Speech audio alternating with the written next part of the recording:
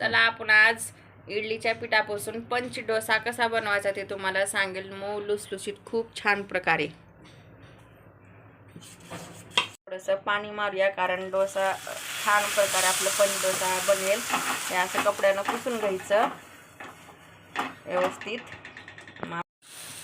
थोडेसे जाडच असतात, छोटे छोटे करून घ्यायचे आपले पंच डोसा असं व्यवस्थित.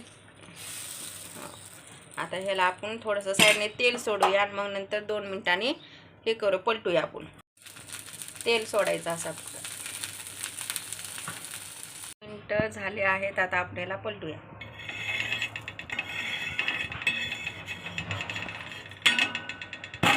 अजून इकडे 2 मिनिटं आपण ह्याला चांगलं भाजू देऊ. 2 मिनिटं झालेले आहेत, आता आपण याला पलटूया.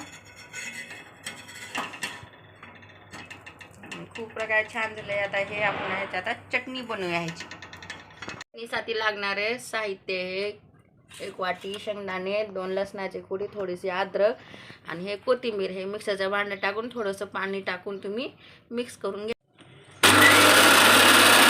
चला, आपला पंच डोसा तयार झालेला आहे. अशा प्रकारे बघा, तुम्ही बघू शकता कसा झाला आहे. तर हे आपलं सांबर तुम्ही चटणीसोबतही खाऊ शकता. आमच्या घरच्या लेकरांना सांबारशिवाय काही आवडत नाही खायला, त्याच्यामुळे हे बनवले. बघा किती मस्त असा आपला मस्तपैकी. बघा हे बघा किती छान प्रकारे झालं आहे. हे घरचं जेवण ते घरचंच असतं. कितीही बाहेरचं खाल्लं तरीही त्याला काहीच येणार नाही घरच्या जेवणासारखी. सगळ्यांनी छान खावा, घरचे स्वस्त राहा.